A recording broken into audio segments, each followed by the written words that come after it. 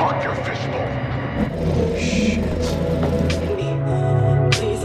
81 di episode ke-6 ini akhirnya mulai mengungkap beberapa plot twist dilihat dari episode sebelumnya. Kala Ego merupakan entitas yang dikenal sebagai dewa sekaligus iblis. Kemungkinan besar sosok aslinya yang kerap kali muncul di layar monitor.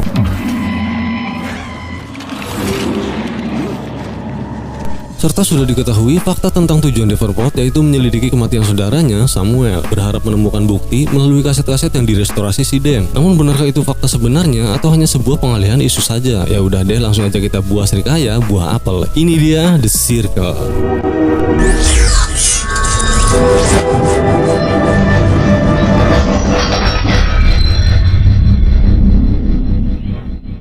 Dimulai dari Dan yang sedang merestorasi kaset video kompilasi miliknya yang ayahnya berikan semasa ia kecil ketika berulang tahun, yang tempo hari ia temukan di salah satu ruangan di Cambridge Set ini saat bertemu dengan Melody, dan belum diketahui entah siapa yang menaruh barang miliknya. Lalu ia bernostalgia sejenak dengan menonton video kompilasi peninggalan sang ayah yang usai ia restorasi.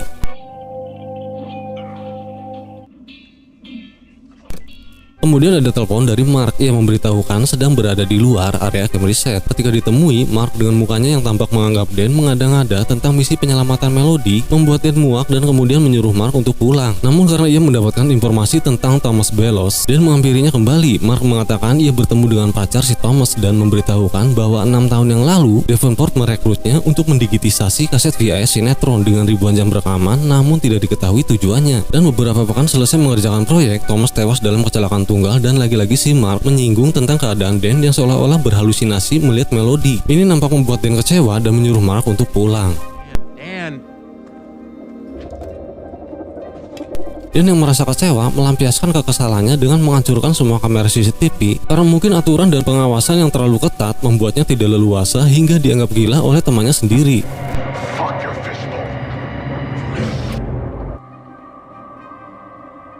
Dan ini dia, tiba saatnya untuk merestorasi kaset terakhir yang bakal mengungkap misteri terbesar, yaitu Circle, sebuah film senap yang katanya paling sadis. Seusai direstorasi, di layar monitor terlihat Melody yang tertidur seperti bukan di kamarnya, dan ada seseorang yang merekam dengan menggunakan kamera miliknya, yang ketika Melody hendak terbangun, ia mematikan kamera dan meletakkannya. Scene berpindah ke si Melody, rupanya ada yang mengganti kaset rekaman miliknya yang ia rekam semalam untuk menanyakan identitas Samuel. Karena begitu rekaman kamera diputar, ia sendiri mengetahui ada seseorang yang merekamnya saat ia tertidur dengan kaset rekaman yang sudah diganti. Lalu terdengar suara bising di luar. Begitu dicek, rupanya tempat jatuhnya Chris Lee tepat di bawah kamar apartemen ini. Melody yang hendak meninggalkan kamar tersebut melihat sebuah paket bertuliskan nama Samuel Spare, yang berarti ini apartemen si Samuel, dan yang merekam serta mengganti kasetnya, yaitu bisa dipastikan Samuel itu sendiri.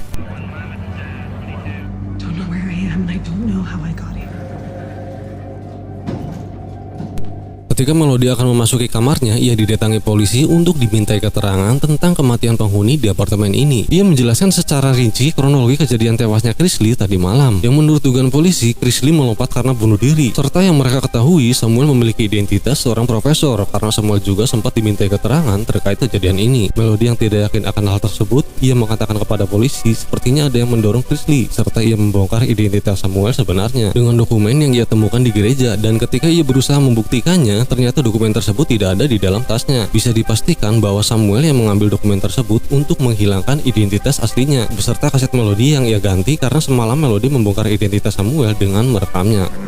Turn off the camera. What about my mother? Was she part of your fucking question? Thank you for your time. Setelahnya ia mendapat telepon yang memberitahukan keberadaan Annabelle di rumah sakit. Saat ditemui, rupanya Annabelle sedang terbaring dengan posisi tangan terborgol. Ia hanya mengatakan bahwa ada yang mengirim pesan yang sepertinya dari dimensi lain. Ketika ditanya siapa yang mengirim pesan, Annabelle hanya terdiam. Lalu datang seorang dokter dan memberitahukan bahwa Annabelle telah mematahkan rahang seseorang bernama Gabby Stanton, yaitu si kurator pameran, dan menusuk mata satpam dengan sebuah paku. Hal sadis ini dokter nyatakan karena mungkin Annabelle pernah mengkonsumsi obat-obatan atau semacamnya yang bisa memicu gejala psikosis. Lalu bagaimana dengan jamur? Ujar Melody, karena semenjak melukis dengan cat berbahan jamur, sikapnya berubah drastis dan dokter pun memungkinkan bahwa menghirup jamur mengandung neurotoksin yang dapat memicu halusinasi dan menyebabkan kerusakan saraf. Anjay. Kemudian si dokter pun meminta Melody membawakan sampel jamur yang ada di apartemen. Singkat cerita, ia mendatangi Cassandra untuk mencari cat berbahan jamur tersebut. Namun Cassandra bilang catnya sudah diberikan semua pada Annabelle. Ia juga mengatakan bahwa semua komunitas Pfister tak ingin cat tersebut berada pada tangan yang salah, karena Annabelle telah membuka jendela seperti Eleanor, sang penerima arwah. Mungkin yang dimaksud jendela jendela ini adalah sebuah pintu menuju dimensi lain yang seperti Chris Lee katakan tempo hari. Just open a door. What window did she open? Who is that woman in the painting? Ketika Melody sedang terbawa emosi, lalu ada si Jess yang secara kebetulan sedang ngeteh di tempat Cassandra. Ia bilang bahwa Samuel melarangnya agar tak mendekati Melody, dan saat Melody membujuknya untuk keluar dari apartemen ini, Jess menjatuhkan tehnya. Melody merasa bahwa teh tersebut kemungkinan dicampur dengan jamur yang selama ini meracuninya, dalam artian mempengaruhi si Jess sama halnya dengan Annabelle melalui sebuah chat. Namun Jess nampak tidak percaya dengan Melody. Kemudian Melody teringat Jess membawa toples yang isinya warna hitam pekat yang pastinya itu adalah jamur. Melody ingin mengambil sampelnya dan akan membawanya ke rumah sakit untuk dilakukan penelitian. Ia memohon kepada Jess agar diberitahukan tepatnya. I need to help Annabelle. You need a key. Setelah mendapatkan kunci yang diberikan si Jess, rupanya jamur tersebut berada di basement apartemen ini. Terlihat sebuah lorong menuju ke bawah, dan lorong ini sama persis seperti scene di mana pertemuan Dan dengan Melody di alam bawah sadarnya. Down. Thanks, but Sesampainya di sana, sambil merekam, benar saja jamur tersebut menjalar di setiap dinding dengan kilauannya serta bentuk polanya sama seperti yang digambar Melody, termasuk di lantai 6 yang ia temukan tempo hari, dan ada sebuah alat pengerok untuk mengambil jamur tersebut.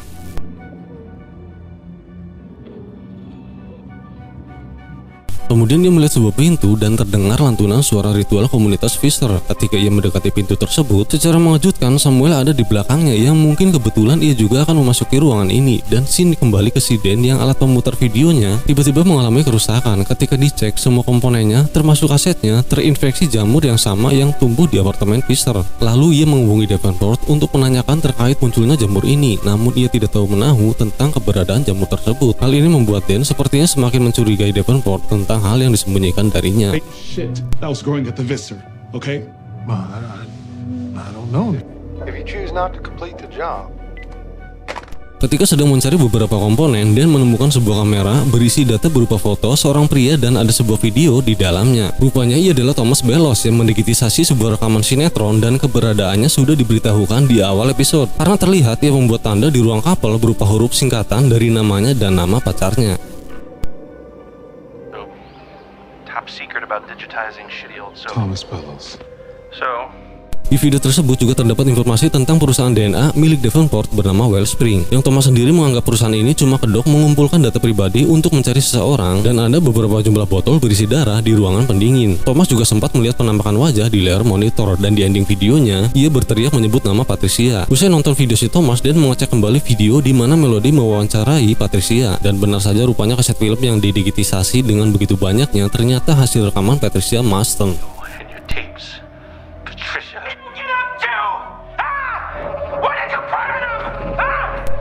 Dan mengecek kaset-kaset tersebut di ruangan yang tempo hari ia tidak sempat memasukinya, kini dengan cara paksa ia akhirnya mengetahui fakta lagi-lagi LMG ada hubungannya dengan apartemen Fisher. Kemudian ia mencoba menghubungi Mark, namun rupanya terkendala sinyal, dan Bobby menghampirinya. Ia bilang segera selesaikan pekerjaan dan jangan mengulang kesalahannya. Jadi mungkinkah Thomas melakukan sebuah kesalahan fatal, dan kecelakaan yang ia alami bisa jadi ada hubungannya dengan sebuah kesalahan yang ia lakukan. You found what you were looking for? There was someone here before me? Don't make the same mistake. Finish the job. Di lain tempat di sebuah toko buku, Mark menunggu seorang wanita yang dimana Mark mengetahui informasi bahwa Ivy Crash telah meninggal dan putranya menjual aset serta arsip kakeknya William Crash, termasuk aset film yang baru ditemukan, dan rupanya ini karakter Jill, mantan pacarnya si Dan yang katanya habis putus dengan selingkuhannya dan pengen balikan lagi dengan si Dan. Mark yang mengetahui bahwa Jill membeli seluruh arsip William Crash karena terobsesi dengan film Circle, ia berencana membeli semuanya dari Jill. Dengan perjanjian, ia akan diberitahukan lokasi di mana Dan kerja sekarang. Meski Mark tidak menjamin Dan belum tentu bisa memaafkan perselingkuhannya. I went by the museum last week. They said it didn't work there anymore. Fucking the film festival guy. Even if you buy him, you for it. Everybody wins. Jill ternyata mengetahui informasi mengenai seluruh arsip William Crash yang semua berkasnya membahas kultus tertutup di kota New York, yaitu perkumpulan Foss. Seluruh barang William Crash yang didapatkan entah dari mana, yang pasti hasil risetnya menjadi bahan untuk membuat film Circle. Kemudian Mark memegang foto lawas dan Jill memberitahu wanita di tengah foto tersebut adalah dalang dari perkumpulan Foss. Ia bernama Iris Foss, yang dari segi wajahnya terlihat mirip seperti yang dilukis Annabelle. Ia datang dari Eropa ke New York setelah Perang Dunia Pertama. Kemudian Mark menanyakan film senap yang baru ditemukan, lalu Jill menunjukkannya, dan akhirnya diperlihatkan juga sebuah film senap yang menginspirasi pembuatan film Circle.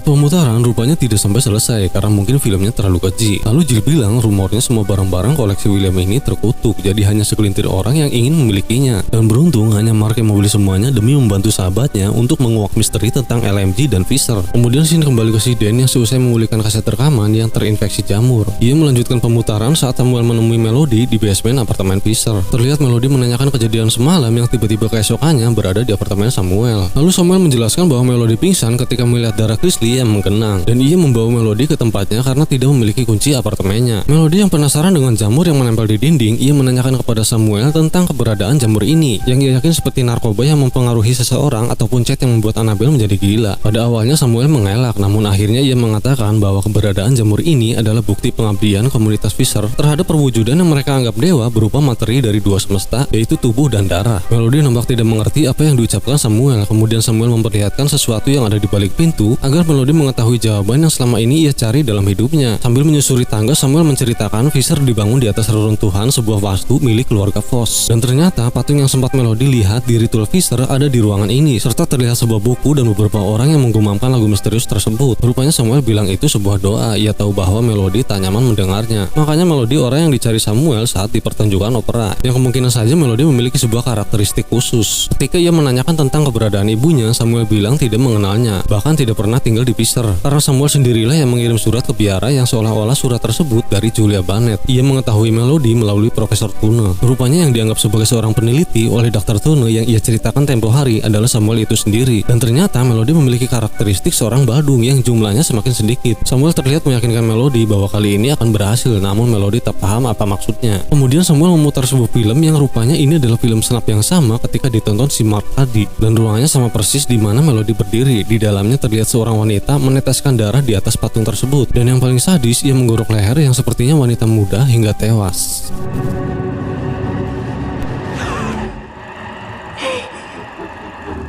That's why you brought me here. To slit my fucking throat. Rupanya Samuel berencana untuk melakukan ritual seperti yang ada pada film Snap tersebut, dan sudah memiliki seorang sukarelawan yang bersedia menjadi tumbal untuk menampung dunia baru. Ia bilang segala hal bisa terwujud di dunia baru ini. Whole new world. I promise. Fuck you.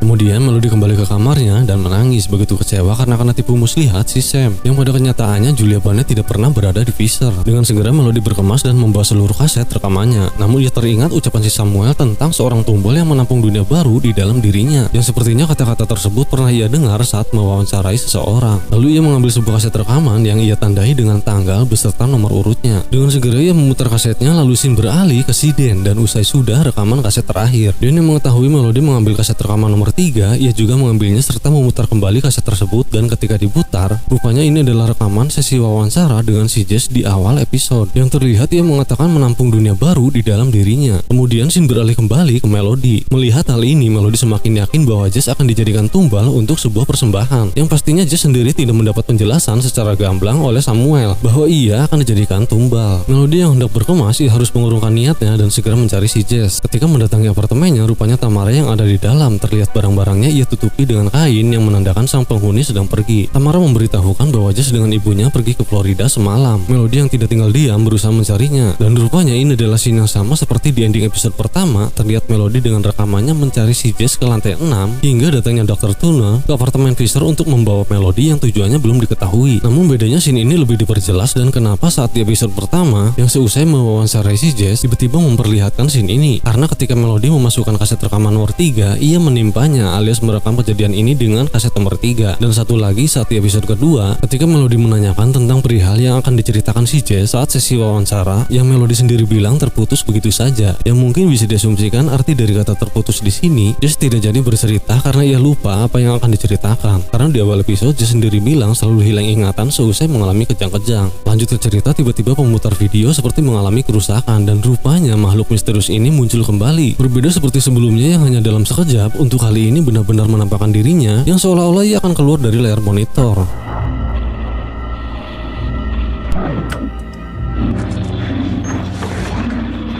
karena panik dan menghancurkan seluruh monitor beserta kaset yang telah ia restorasi dan semua rekaman sinetron Patricia Marston. Sampai-sampai pemukulnya nyangkut ke sebuah tembok hingga membuat sebuah lubang yang begitu ia lihat ternyata di dalamnya ada sebuah jamur yang sepertinya tembok papan ini sengaja dibuat untuk menutupi dinding yang berjamur yang sama persis seperti di Visser, dan secara kebetulan di bawahnya ada sebuah pintu ruang bawah tanah. Kemudian dia masuk ke ruangan itu dan plot twist, rupanya kamar set ini ternyata bekas apartemen Visser. Terlihat patung Kalego dan sebuah buku serta ruangan yang sama seperti yang ada di film Snap dan basement apartemen Visser yang sekaligus bekas komunitas Foss yang belum diketahui asal-usulnya. Namun bedanya di sini terpampang berbagai rekaman melodi di monitor yang begitu besar dan di ending episode ini Dan mendapat sebuah pukulan hingga membuat dia pingsan.